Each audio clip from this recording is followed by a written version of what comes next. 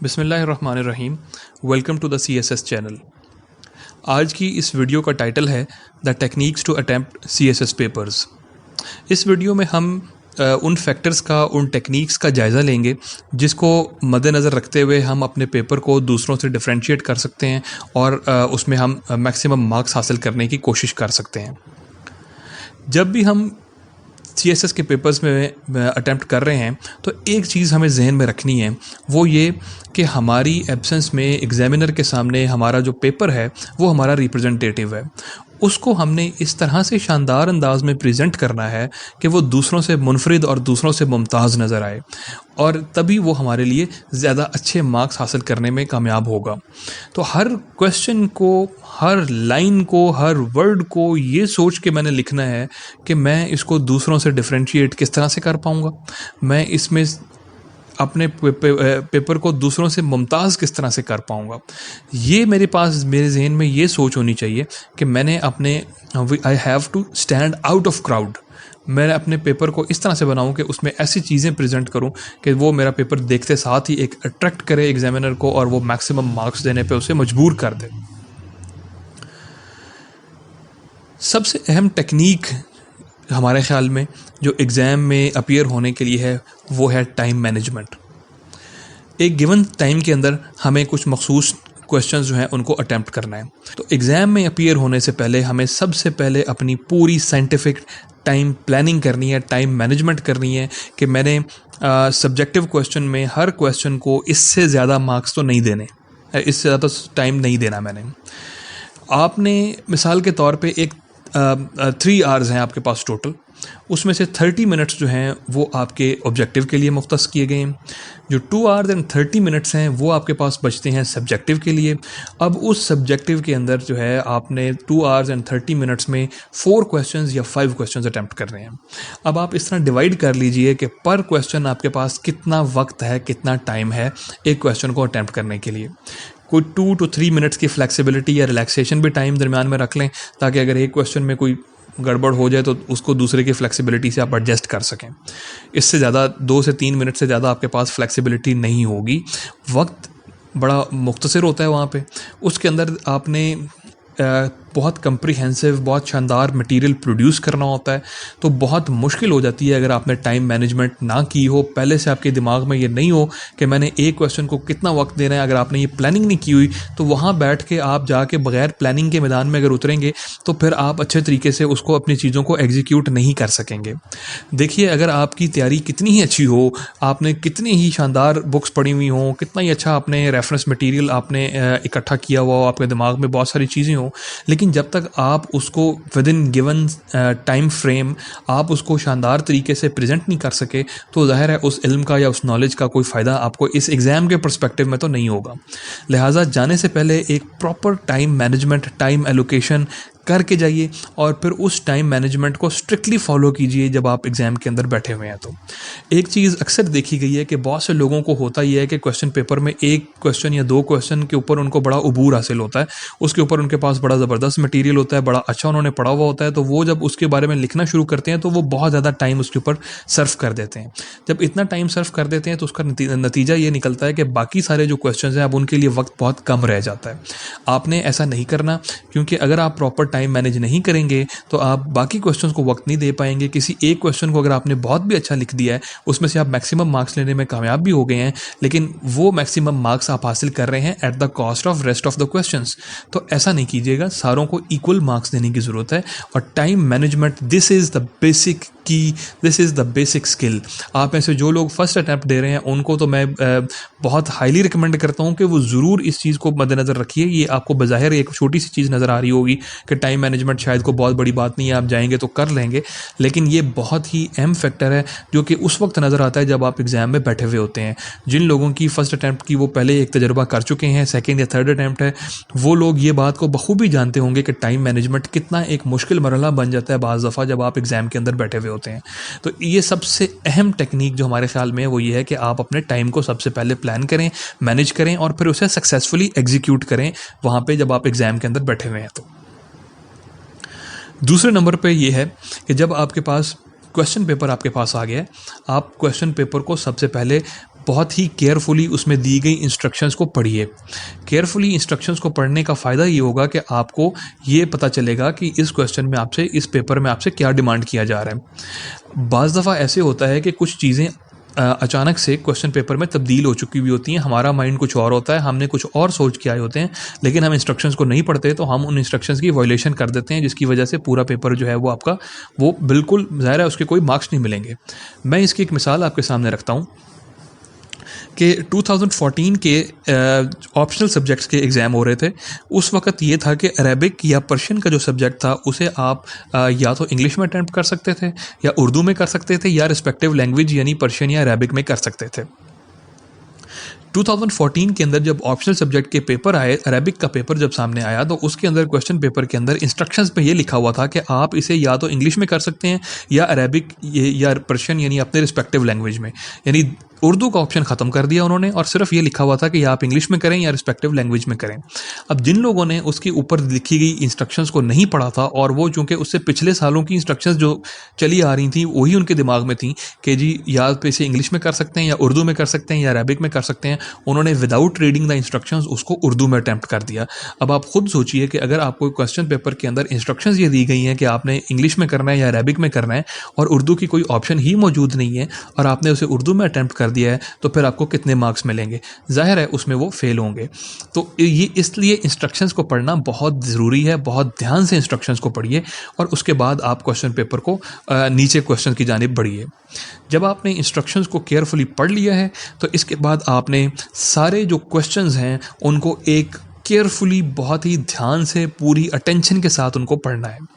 At least 2 दफ़ा ज़रूर पढ़िए, ज़रूरत महसूस हो तो 2 से ज़्यादा मरतबा पढ़िए। ये क्वेश्चन जो पेपर की आपने रीडिंग करनी है, इसका भी टाइम, जब आप टाइम मैनेजमेंट अपनी प्लान कर रहे हैं तो उसके अंदर इसका आपने स्पेस रखना है। 2 से 3 मरतबा, या एटलीस्ट 2 मरतबा अगर आपने क्वेश्चन पेपर को पढ़ लिया है, तो अब आप इस पोजीशन में होंगे कि आप क्वेश्चंस को समझ सकें कि किस क्वेश्चन में क्या पूछा जा रहा है, किस एंगल से उस क्वेश्चन को एड्रेस करना है। एक टॉपिक्स देखने में बहुत सिंपल हो सकता है, लेकिन उसका जो एस्पेक्ट, जो डायमेंशन आपसे पूछी जा रही है, हो सकता है उस डायमेंशन के में आप उस टॉपिक के बारे में, उस सब्जेक्ट के बारे में ना जानते हो। इसी तरह ऐसा भी मुमकिन है कि एक टॉपिक या सब्जेक्ट आपको बज़ाहिर बहुत मुश्किल या आपके आउट ऑफ इंटरेस्ट हो, लेकिन उसकी वो डायमेंशन या वो एस्पेक्ट आपसे उस क्वेश्चन में पूछा जा रहा हो जिसको आप बखूबी एड्रेस कर सकते हो। तो सबसे पहले क्वेश्चन पेपर में क्वेश्चंस को आपने जब ध्यान से पढ़ लिया है, तो आप वो टिक कर लीजिए क्वेश्चन पेपर जिनको आप ये समझते हैं कि आपने बखूबी समझ लिया है कि इसमें क्या नुक्ता है, क्या पॉइंट है, क्या चीज़ है जिसको मैंने एड्रेस करना है। जब आप पूरी तरह से मुतमईन हो जाएं कि आपने कौन से क्वेश्चन को अटेम्प्ट करना है, तभी आप क्वेश्चन को अटेम्प्ट करने के लिए आगे बढ़िए। वरना इसको अगर आप मज़ीद 1 दफ़ा 2 दफ़ा पढ़ना चाहें तो क्वेश्चन पेपर को 1 से 2 दफ़ा मज़ीद भी पढ़िए। जब आपने इस बात पर मुतमईन हो गए कि ये क्वेश्चन है जो कि मैं कर सकता हूँ, मैंने ये समझ लिया है कि इसमें कौन से पॉइंट्स दिए गए हैं जिनको मुझे एड्रेस करने की ज़रूरत है और मैं इनको बखूबी एड्रेस कर सकता हूँ, मेरे पास फैक्ट्स फिगर्स मौजूद हैं, मेरे पास मटेरियल मौजूद है, तब आप उस क्वेश्चन को फाइनलाइज़ कर लीजिए। और जब एक बारी इस मरले को आपने बार बार रिपीट नहीं करना, इसको एक बार क्वेश्चंस को फाइनलाइज़ कर लीजिए और उसके बाद उन क्वेश्चंस के ऊपर स्टिक कीजिए और उन्हीं को अटैम्प्ट करें। ऐसा बारहा हमने हमारे एक्सपीरियंस में आया है कि हमने देखा है कि बहुत से लोगों के साथ हमने डिस्कस किया, तो उन्होंने बताया कि हमने एक दफ़ा एक क्वेश्चन अटैम्प्ट कर लिया, जब थोड़ा सा अटैम्प्ट कर लिया, 5-10 मिनट उस पर ज़ाया कर दिए, फिर एहसास हुआ कि नहीं हम इसको बखूबी नहीं कर पाएंगे, फिर उसको क्रॉस किया, फिर दोबारा क्वेश्चन पेपर पढ़ा, उसके बदले में कोई और क्वेश्चन अटैम्प्ट करने की कोशिश की। अब देखिए कि अगर ऐसा फंबल आप करेंगे तो फिर पूरा टाइम मैनेजमेंट जो है वो बर्बाद हो जाएगी, वो ख़त्म हो जाएगी, टाइम ज़ाया हो जाएगा, आप ख़ुद जो है वो आप अपनी नर्व्स पे काबू नहीं रख सकेंगे और अच्छा वो एग्ज़ाम उसका पेपर आप अच्छा प्रोड्यूस नहीं कर सकेंगे। तो ये बहुत ही important step by step techniques हैं जिनको आपने मद्देनज़र रखना है कि एक बार चाहे आपको 2 मिनट या 4 मिनट एक्स्ट्रा लगाने पड़ें, आप एक बार क्वेश्चन पेपर को अच्छी तरह से पढ़ लें, उसके बाद जब पूरी तरह से मुतमईन हो जाएं तो उसके बाद क्वेश्चंस फाइनलाइज़ कर लें, और जब फाइनलाइज़ कर दिए तो अब क्वेश्चन पेपर को साइड पर रख दें। अब वो मरला दोबारा गुजर गया कि जब आपने ये प्लान करना था कि कौन से क्वेश्चन करने हैं, अब उन्हीं क्वेश्चन को अटैम्प्ट करना है जो कि आपने एक बार फाइनलाइज़ कर लिए हैं। क्वेश्चन को अटैम्प्ट करना है, सबसे पहले जो क्वेश्चन पेपर के मुताबिक उसका क्वेश्चन नंबर है आपने वो लिखना है। याद रहे कि जब हमने अपनी जो इंट्रोडक्शन के अंदर हमने हमने डिटेल वीडियो बनाई थी CSS के ऊपर, उसमें हमने ये बताया था कि अगर रूल्स के मुताबिक आपसे ये पूछा जा रहा है, आपसे ये कहा जा रहा है कि आप 4 क्वेश्चन अटैम्प्ट करें और आपने 5 क्वेश्चन अटैम्प्ट कर दिए हैं, तो जो 5th क्वेश्चन होगा, जो एक्स्ट्रा क्वेश्चन होगा, वो मार्क नहीं किया जाएगा। आपके फर्स्ट 4 क्वेश्चन ही फाइनलाइज होंगे, वो ही मार्क किए जाएंगे। तो इस चीज़ को मद्देनज़र रखिएगा। क्वेश्चन पेपर में जब आपको जो क्वेश्चन नंबर दिया गया है वही आपने अपनी आंसर शीट में रखना है, लिखना है, और उसके बाद आपने क्वेश्चन को अटैम्प्ट करना शुरू करना है। याद रहे कि बहुत से लोग इसके अंदर कुछ लोग ये कहते हैं कि आपको इंग्लिश ऐसे की तरह हर जो आपका क्वेश्चन है, मिसाल के तौर पे आप पाकिस्तान अफेयर्स का अटैम्प्ट कर रहे हैं पेपर, या करंट अफेयर्स कर रहे हैं, इस्लामियात कर रहे हैं, या कोई भी ऑप्शनल सब्जेक्ट कर रहे हैं, तो कुछ लोग ये कहते हैं कि आपको उनके अंदर उस इंग्लिश ऐसे की तरह आउटलाइंस बनानी चाहिए, और हर क्वेश्चन के शुरू में आउटलाइन बनाएं, फिर उसकी डिटेल बनाएं। हम इस टेक्निक में आपको हाईली रिकमेंड करते हैं कि आप आउटलाइंस ना बनाएं। अगर हर क्वेश्चन की आउटलाइन बनाने लगेंगे तो एक तो वो रिक्वायर्ड नहीं है एग्जाम के अंदर, वो आप एक एडिशनल चीज़ करने जा रहे हैं, तो उसकी वजह से बहुत आपका वक्त ज़ाया होगा। दूसरा, आपके पास फ्लेक्सिबिलिटी नहीं रहेगी क्वेश्चन के अंदर। आप फ्लेक्सिबिलिटी से क्या मुराद है? फ्लेक्सिबिलिटी से ये मुराद है कि आपने जब एक दफ़ा एक आउटलाइन लिख दी, उसके अंदर आपने बता दिया कि मैं नीचे इस क्वेश्चन के अंदर इन 4, 5, 6 चीज़ों को मैं डिस्कस करने जा रहा हूँ, इनको एड्रेस करने जा रहा हूँ। जब आप क्वेश्चन को एड्रेस कर रहे हैं, उसकी डिटेल लिखने लगे हैं, तब आपके जहन में आता है कि मुझे ये चीज़ तो गैर ज़रूरी महसूस हो रही है, इसको मुझे डिस्कस नहीं करना चाहिए, या कोई और चीज़ बहुत इंपॉर्टेंट याद आ जाती है कि ये मुझे यहाँ पे प्लेस करनी चाहिए थी, लेकिन अब चूँकि आपने आउटलाइंस में नहीं लिखी, लिहाजा अब आप उसे नीचे लिख भी नहीं सकते, उसका कोई फ़ायदा नहीं होगा। और दूसरा ये कि वो आपके आउटलाइंस और इसमें कंट्रास्ट पैदा हो जाएगा। तो अब आप खुद एक मुश्किल में होंगे। You will be in a fix कि अब मैं क्या करूं, मैं ऊपर जाके कटिंग करूं, नीचे जाके लिखूं, क्या करूं। ये आप अपनी फ्लेक्सिबिलिटी लूज़ कर रहे हैं। ये आपकी फ्लेक्सिबिलिटी है कि जब आप कंटिन्यूसली हेडिंग्स बना के नीचे लिख रहे हैं, तो आपके पास फ्लेक्सिबिलिटी है कि जो जहन में मटेरियल आ रहा है आप उसे कहीं भी प्लेस कर सकते हैं। तो आउटलाइन बनाना जो है वो हम किसी भी तौर रिकमेंड नहीं करते, उससे कोई एक्स्ट्रा मार्क्स कोई नहीं है, वो आपसे डिज़ायर्ड भी नहीं है। क्वेश्चन पेपर में कहीं इंस्ट्रक्शन में नहीं लिखा होता। अगेन किसी जगह पे इंस्ट्रक्शंस आप देख लीजिएगा, अगर लिखा हुआ कहीं हो तो ज़रूर बनाइए, अदरवाइज़ लिखा हुआ नहीं होता, इसलिए आप जो है वो आउटलाइंस ना बनाइएगा। आउटलाइंस पे वक्त ज़ाया ना करें। हाँ, लेकिन इंग्लिश ऐसे में आउटलाइन बनाना मस्ट है। इंग्लिश ऐसे में आपसे रिक्वायर किया जाता है क्वेश्चन पेपर के अंदर कि आपने आउटलाइंस बनानी है, इसलिए उसके अंदर आउटलाइन ज़रूर बनाइए, लेकिन बाकी किसी भी और पेपर में क्वेश्चंस के लिखते हुए, अटैम्प्ट करते हुए आउटलाइन बिल्कुल भी ना बनाइए। नेक्स्ट ये है कि आप क्या आपको जब आप पेपर अटैम्प्ट कर रहे हैं तो क्या आपको एक कंसेक्टिव फॉर्म में एक कंटिन्यूस पैराग्राफ्स की शक्ल में लिखना चाहिए क्वेश्चन को, या हेडिंग्स यूज़ करनी चाहिए? तो हम हाईली रिकमेंड करते हैं कि आप हेडिंग्स बनाइए। आप हेडिंग्स बनाते हैं, उससे आपकी थॉट्स बड़ी एक ऑर्गेनाइज्ड फॉर्म में नज़र आती हैं। ऐसा मालूम होता है कि देखने वाले को ऐसा लगता है कि आपका इस सब्जेक्ट के ऊपर, इस क्वेश्चन के ऊपर बड़ा पूरा आपको अबूर हासिल है। आपको पता है कि किस वक्त कौन सा इसका एस्पेक्ट डिस्कस करना है, इसको एक आर्टिस्टिक स्टाइल में, इसको खूबसूरत अंदाज में क्वेश्चन को किस तरह लेके चलना है, वो आपको पता है कि आप उसको किस तरह से एड्रेस करना है। तो इससे एक बड़ी शानदार टेक्निक जो है ना वो हेडिंग्स की शक्ल में नज़र आती है। आपकी एक बड़ा कंसिस्टेंट, एक बड़ा कांस्टेंट और एक बड़ा सिस्टमेटिक थॉट प्रोसेस जो है वो आपका हेडिंग्स की शक्ल में नज़र आता है। इसलिए हेडिंग्स जो हैं वो आपने ज़रूर बनानी है जब भी क्वेश्चंस को अटैम्प्ट कर रहे हैं। 2 हेडिंग्स तो ऐसी होंगी जो कि आपके हर क्वेश्चन का लाजमी हिस्सा होनी चाहिए। वो कौन सी हैं? वो है इंट्रोडक्शन की हेडिंग और दूसरी है कंक्लूजन की हेडिंग। जब भी आप कोई क्वेश्चन अटैम्प्ट करने लगे हैं, उसमें लाजमी पहली हेडिंग इंट्रोडक्शन की दीजिए और आखिरी हेडिंग कंक्लूजन की दीजिए। चाहे ये दोनों सेम ही चीज़ें आप हों, सेम ही मतलब हो इनका, लेकिन उसमें आप अल्फाज आगे पीछे, नए अल्फाज, अच्छी vocabulary, different sentences, different sentence structure use करके, बेशक मीनिंग एक ही हो, 2-3 लाइनों का ही चाहे इंट्रोडक्शन हो या 3-4 लाइनों का ही कंक्लूजन हो, लेकिन ये 2 हेडिंग्स आपने ज़रूर इस्तेमाल करनी है। इन बिटवीन आप बहुत सारी चीज़ें वो एड्रेस कर रहे होंगे, लेकिन ये फर्स्ट हेडिंग इंट्रोडक्शन की आपने ज़रूर बनानी है और लास्ट हेडिंग जो है वो कंक्लूजन की आपने ज़रूर बनानी है। हाँ, लेकिन यहाँ पर ये बात वजाहत करना ज़रूरी है कि इंग्लिश ऐसे का जब आप पेपर अटैम्प्ट कर रहे हैं तो उसमें हेडिंग्स नहीं बनानी। इंग्लिश ऐसे में हेडिंग्स, आई रिपीट, नहीं बनानी। जब आप हेडिंग्स बना रहे हैं तो हेडिंग्स के अंदर आप जाके अपना सारा मटेरियल जो है वो आप प्रोड्यूस कर रहे हैं, वो आप लिख रहे हैं। अब हेडिंग्स के अंदर जो आपने लिखना है उसको कंटिन्यूस एक ही पैराग्राफ में ना लिखें कि मसलन एक हेडिंग आपने बनाई है, अब उसके अंदर आपका एक ही पैराग्राफ दूसरी हेडिंग तक सिर्फ एक ही पैराग्राफ ना हो।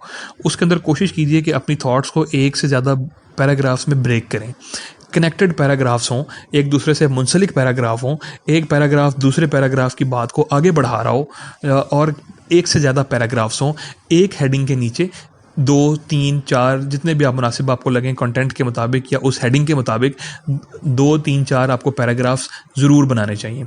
ख़ास तौर पे वो हेडिंग जो कि आपका जो मेन आपका पॉइंट है जो क्वेश्चन में पूछा गया है उसके अंदर तो 3 या 4 आपके पैराग्राफ्स लाजमी होने चाहिए। कुछ हेडिंग्स ऐसी हो सकती हैं जिसके अंदर शायद आपको एक पैराग्राफ से भी काम चल सकता है। मिसाल के तौर पे इंट्रोडक्शन की हेडिंग है या कंक्लूजन की हेडिंग है, उसमें एक सिंगल पैराग्राफ से भी काम चल सकता है।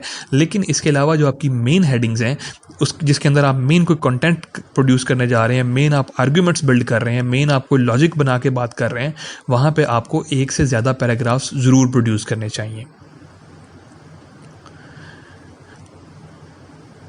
नेक्स्ट ये है कि जब भी आप पेपर अटैम्प्ट करेंगे तो आपने सिर्फ ब्लैक या ब्लू इंक इस्तेमाल करनी है। ये बात हमने अपने CSS के जब बेसिक्स की हम बात कर रहे थे वीडियोस, तो उसमें भी हमने बताई थी कि सिर्फ ब्लैक या ब्लू इंक इस्तेमाल करनी है रूल्स के मुताबिक। इसके अलावा किसी और कलर की इंक इस्तेमाल करने की इजाज़त नहीं है।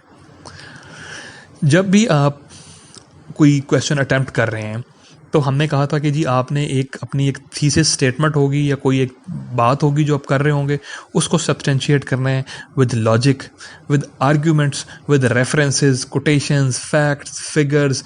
कुछ भी आपके जहन में आ रहा है, कुछ भी आप प्रोड्यूस कर सकते हैं जो रेलेवेंट है, जो उस आपकी बात को सब्सटेंशिएट करता है, उसको साबित करता है, आपके मौक़िफ़ को मजबूत करता है। आपने वो चीज़ें इसमें लिखनी है। रेफरेंस के लिए कुछ हमने बुक्स, कुछ और जो थे वो सोर्सेज, वो हमने एक पूरी वीडियो बना के वहाँ पे आपके साथ शेयर कर दिए थे कि आप इनको कंसल्ट करें तो इनसे आप एक पूरा नॉलेज और एक डेटा बैंक अपने दिमाग में बना सकते हैं, अपने जहन में बना सकते हैं, जिसको आप इस्तेमाल कर सकते हैं जब आप कोई भी पेपर अटैम्प्ट कर रहे होंगे। कोई भी आप पाकिस्तान अफेयर्स है, करंट अफेयर्स है, इस्लामियात है, ऑप्शनल का कोई सब्जेक्ट है, आपने उन सोर्सेज को अगर कंसल्ट कर लिया है तो आपके पास इतना रेफरेंस मटेरियल इकट्ठा हो जाएगा कि आप किसी भी क्वेश्चन के अंदर कोई भी बात अपनी सब्सटेंशिएट कर सकते हैं with logic, with argument, with references. इसी से कनेक्टेड एक चीज़ है कि जब भी आप अपना क्वेश्चन अटैम्प्ट कर रहे हैं तो आपको कोई ज़रूरत महसूस होती है किसी जगह के ऊपर, तो वहाँ ज़रूर ग्राफ्स बनाइए, चार्ट्स बनाइए, मैप्स बनाइए जहाँ पे ज़रूरी महसूस हों। इससे आप बड़ा ज़बरदस्त एलेबोरेट कर रहे होंगे अपने पॉइंट को, आप अपने पेपर को दूसरों से डिस्टिंग्विश कर रहे होंगे, उनको मुमताज़ कर रहे होंगे। ये आपको यानी कि references, quotations, facts, figures, maps, charts, graphs etcetera जहाँ ज़रूरी हों और जहाँ रेलेवेंट हों वहाँ पे आपको ये ज़रूर बनाने चाहिए, ड्रॉ करनी चाहिए चीज़ें। मैप्स को ड्रॉ कीजिए, लेड पेंसिल से ड्रॉ कीजिए, चार्ट्स ड्रॉ कीजिए, ग्राफ्स ड्रॉ कीजिए, जहाँ पे आपको ज़रूरत महसूस हो वहाँ पे ये ज़रूर बनाइए। सबसे जो हमने एक पॉइंट अहम डिस्कस किया था अपने गुज़श्ता वीडियोस में भी, कई बार हम इस पे ऊपर बात कर चुके हैं कि हम एक बुनियादी एक जनरल जो चीज़ ऑब्ज़र्व करते हैं वो ये है कि जब भी हम कोई चीज़ किसी टॉपिक के ऊपर बात कर रहे होते हैं या हम उसके बारे में लिख रहे होते हैं ख़ास तौर पे, तो हम उस पॉइंट से ड्रिफ्ट अवे होते चले जाते हैं जो कि उसका एक मरकज़ी ख़्याल होता है, जो कि उसकी बेसिक एक पंच लाइन होती है या बेसिक थीम होती है उस क्वेश्चन की। हम उससे एक बात करते करते करते करते बहुत दूर चले जाते हैं। हम एग्जामिनर को बजाय इसके कि उस चीज़ का जवाब दें कि जो हमसे पूछा जा रहा है, हम उसको वो बताना शुरू कर देते हैं जो हमें पता है उस टॉपिक के बारे में। ऐसा नहीं करना। ऐसा करने से आप ज़ाहिर है हम अपनी तरफ से बहुत ज़बरदस्त, बहुत शानदार मटेरियल, रेफरेंसेस, जो भी चीज़ें हमारे जहन में होगी हम प्रोड्यूस करके आए होंगे, लेकिन जो क्वेश्चन पूछा गया जब तक हम उसको उस पॉइंट को उस क्वेश्चन को एड्रेस नहीं कर लेते तब तक हमें कोई मार्क्स नहीं मिलने वाले। तो ये इस टेक्निक का सबसे ज़्यादा इस बात का आपने ख्याल रखना है कि जब आप कोई क्वेश्चन अटैम्प्ट कर रहे हैं तो जो मरकज़ी ख्याल है, जो उसका ऑब्जेक्टिव है, जो मेन पॉइंट है, मेन थीम है, उसको ज़रूर एड्रेस करें, उसके ऊपर ज़रूर बात करें। एक अलग हेडिंग पूरी उस मेन पॉइंट के ऊपर होनी चाहिए जो कि आपसे पूछा गया है, उसकी प्रॉपर हेडिंग होनी चाहिए। एग्जामिनर को देखते ही नज़र आना चाहिए कि देखें हमने जो पूछा था उसको एड्रेस किया गया है, आपने हाँ या ना में उसकी बात का जवाब दिया है कि ये बात ठीक है या दुरुस्त है। और इससे कोई फ़र्क नहीं पड़ता कि आप जो क्वेश्चन में एक बात दी गई है कि आप उसके अगेंस्ट जाते हैं या उसकी फेवर में जाते हैं। फ़र्क इससे पड़ता है कि आप जो बात करते हैं क्या वो लॉजिकल है, क्या वो उसके साथ आर्ग्यूमेंट्स दिए हैं आपने, क्या आपने उसके साथ कोई उसको सब्सटेंशिएट किया है with facts, figures, references etcetera etcetera, या सिर्फ हवा में बातें की हैं या स्वीपिंग स्टेटमेंट्स दी हैं। तो जो भी किस्सा मुख्तसर ये है कि जो भी बात आप कर रहे हैं, जो भी क्वेश्चन आपसे पूछा जा रहा है, खुदारा उसका जवाब दीजिए। अपने पास से जो आपको पता है वो एग्जामिनर को ना बताइए।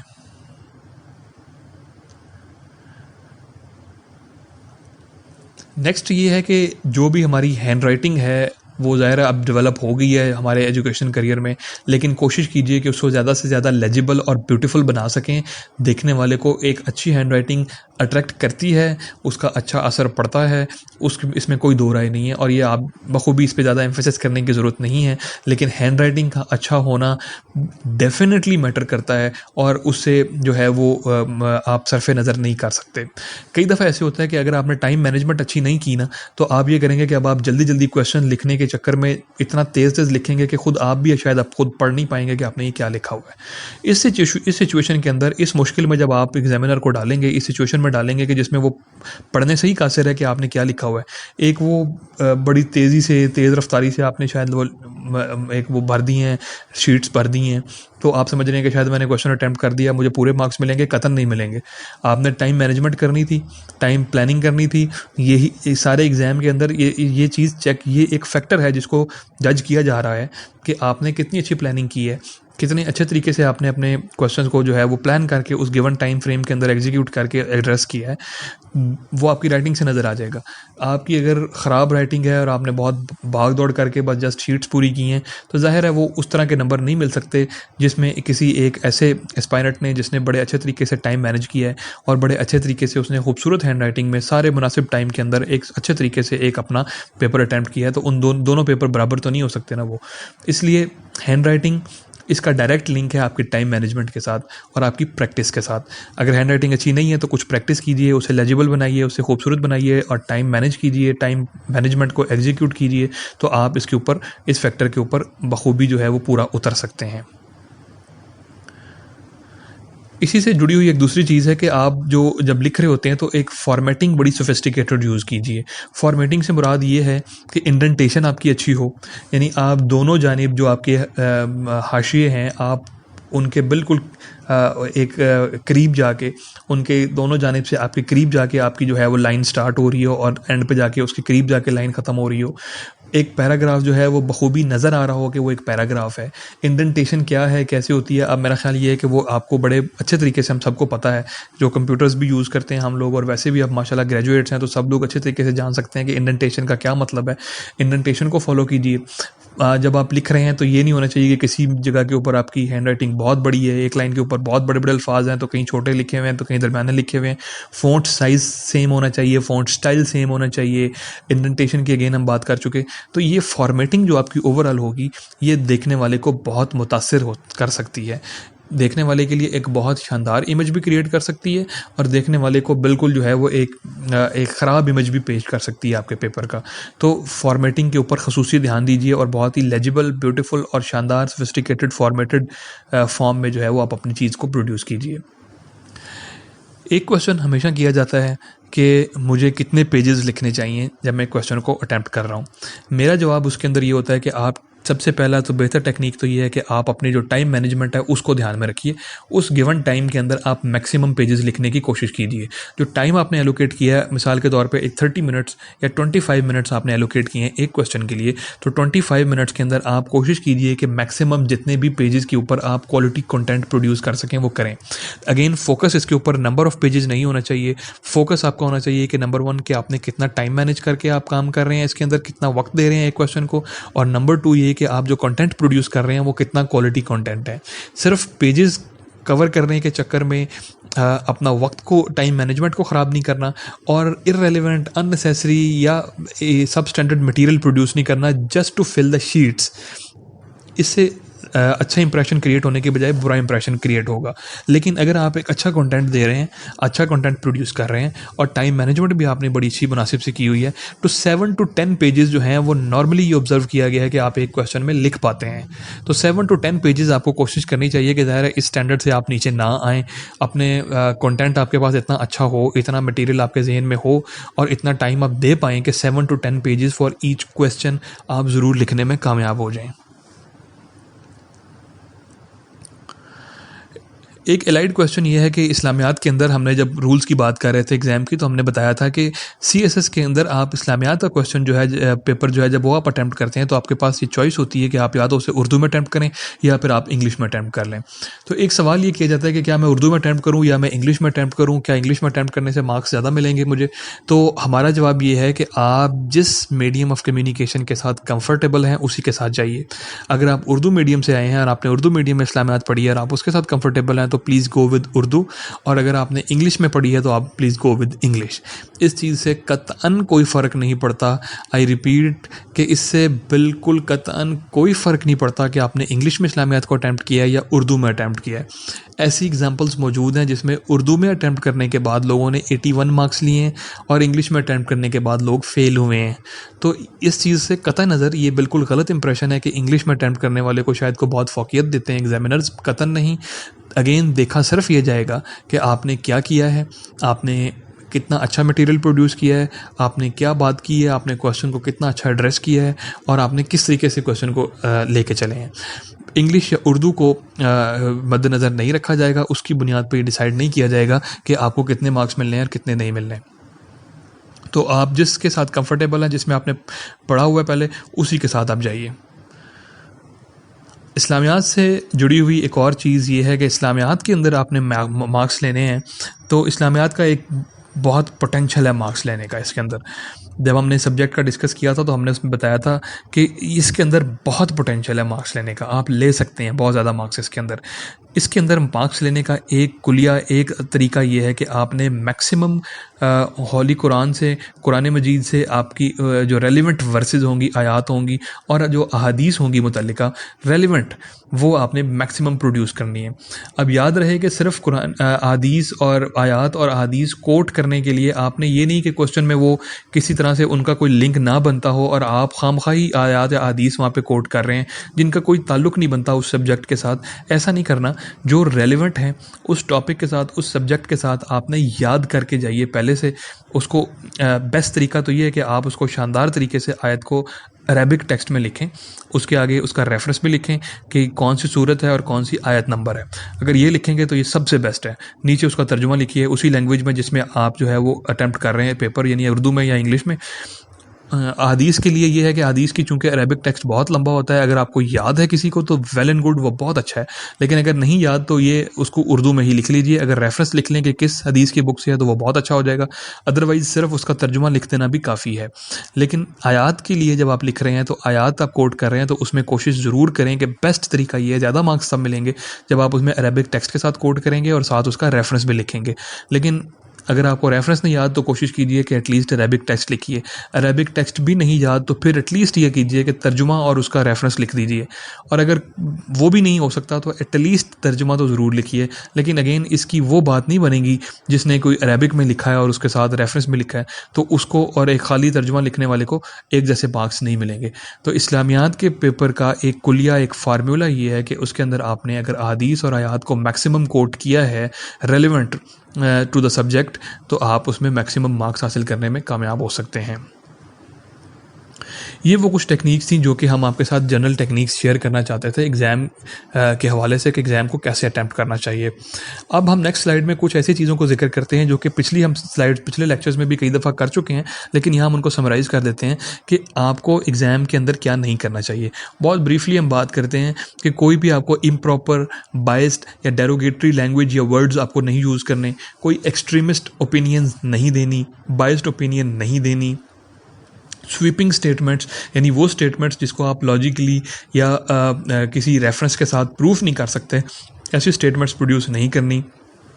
किसी ज़ात, किसी शख्सियत, किसी ख़ास ग्रोह, किसी फ़िरके, किसी रिलीजियस या पॉलिटिकल कोई भी हो, किसी के ख़िलाफ़ कोई ऐसी डेरोगेटरी या बाइस्ड या इम्प्रॉपर लैंग्वेज या स्वीपिंग स्टेटमेंट इस्तेमाल कतन नहीं करनी जो कि जो है वो उसकी नफ़रत के या तासुब के ज़ुमरे में आती हूँ। इससे आपका एग्ज़ाम का सारा इंप्रेशन ही ख़राब हो जाएगा और आप शायद इन दी एंड उसमें एग्ज़ाम में ना सिर्फ ये कि अच्छे मार्क्स ना ले सकें बल्कि शायद उसमें पास भी ना कर सकें। और हैंड राइटिंग की बात की थी हमने कि हैंड राइटिंग अच्छी होनी चाहिए, उसकी वो सारी जो क्वालिटीज़ बताई कि जी उसमें ना सिर्फ ये कि आपकी लेजिबल होनी चाहिए बल्कि उसकी फॉर्मेटिंग भी बड़ी अच्छी होनी चाहिए, इंडेंटेशन, उसका फ़ॉन्ट का साइज़, उसका स्टाइल, वो सब आपका बड़ा शानदार होना चाहिए। और टाइम मैनेज करने के ऊपर हम बात कर चुके हैं, फेलियर टू मैनेज टाइम, इसको अवॉइड कीजिए। अगर ये एक क्वेश्चन आपका कोलैप्स हो गया, उसमें आप टाइम मैनेज नहीं कर सके तो आपका पूरा पेपर जो है वो कोलैप्स हो जाएगा। और एक पेपर में कोलैप्स होने का मतलब ये है कि आप पूरे एग्ज़ाम से बाहर हो गए हैं। तो टाइम मैनेजमेंट बहुत ही अहम है, इसको खुदारा बहुत ही अहम समझिएगा और इसको उस तरह ही लेके चलिएगा जिस तरह से हम आपको रिकमेंड कर रहे हैं। आखिर में एक आखिरी बात ये कि अगर आपको ये समझते हैं, बहुत से लोग ये समझते हैं कि शायद वो कोई बहुत एक्स्ट्रा शीट्स अटैच करेंगे तो उससे बड़ा इंप्रेशन पड़ेगा एग्जामिनर के ऊपर, इसलिए वो ये करते हैं कि बहुत खुला खुला लिख रहे होते हैं, बहुत यूजुअल जो उनकी एक नेचुरल हैंड राइटिंग का स्टाइल है उसके अगेंस्ट वो बहुत खुला खुला लिख रहे हैं, बहुत बड़ा फ़ॉन्ट साइज़ यूज़ कर रहे हैं, स्पेसिंग बिटवीन द लाइन्स उनकी बहुत ज़्यादा है, वो एक लाइन छोड़ के लिख रहे हैं। कोई ऐसी चीज़ों से कोई फ़ायदा नहीं होता। देखिए ये सारी एक आर्टिफिशियल चीज़ें हैं, इनसे आप चाहे 10 शीट्स एक्स्ट्रा लगा लें, एग्जामिनर को हम मरूब नहीं कर सकते। तब वक्त है कि आप वो सारी चीज़ें जो कि हमने आपको बताई हैं पीछे मुख्तलिफ स्लाइड्स में ब्रीफली बता देते हैं कि अच्छा कंटेंट है आपके पास, नॉलेज है आपके पास, रेफरेंसेस हैं, आप एक लॉजिकल बात कर रहे हैं, उसको सब्सटेंशिएट कर रहे हैं रेफरेंसेस के साथ, आर्टिकल्स के साथ, फैक्ट्स फिगर्स के साथ, ग्राफ्स एंड चार्ट्स के साथ, और बड़े खूबसूरत आपकी हैंड राइटिंग है, उसमें आपने बड़ी इंडेंटेशन शानदार की हुई है, फ़ॉन्ट साइज़ अच्छा रखा हुआ है, लाइन स्पेसिंग अच्छी रखी हुई है और आप इसको खूबसूरत अंदाज में प्रेजेंट कर रहे हैं। तो आप चाहे उसे कोई एक्स्ट्रा शीट अटैच ना करें, आपने उसे उसी जो गिवन शीट है उसके साथ उसमें पूरा कर दिया है, तो आपको उसके निस्बत कहीं ज़्यादा अच्छे मार्क्स मिलेंगे जिसने एक्स्ट्रा शीट्स तो बहुत अटैच की हैं लेकिन उसके साथ उसमें ऐसी कोई भी क्वालिटी मौजूद नहीं है। तो जस्ट एक्स्ट्रा शीट्स अटैच करने पे वक्त ज़ाया ना करें, वक्त लगाइए अपना कंटेंट अच्छा बनाने में, हैंड राइटिंग अच्छी बनाने में, लॉजिक बिल्ड करने में और आर्ग्यूमेंट्स बिल्ड करने में। नेक्स्ट वीडियोस में हम कुछ कोशिश करेंगे कि आपके लिए सैम्पल के तौर पे कि इन टेक्निक्स के ऊपर बेस करते हुए कुछ क्वेश्चन जो होंगे मुख्तलिफ सब्जेक्ट्स के वो हम आपके साथ शेयर करेंगे, ताकि आप जो है वो देख सकें कि हम जो बातें हमने ये की हैं ये प्रैक्टिकली किस तरह से एग्जीक्यूट की जा सकती हैं। अगर आपको वीडियो अच्छी लगे तो आप ज़रूर इसको दूसरों के साथ शेयर भी कीजिएगा, हमारे चैनल को सब्सक्राइब करें, लाइक करें और हमारी नेक्स्ट वीडियो का इंतज़ार कीजिएगा कि उसमें हम इंशाल्लाह आपके साथ जो है वो कुछ सैम्पल क्वेश्चंस जो हैं मुख्तलिफ सब्जेक्ट्स के वो आपके साथ शेयर करेंगे।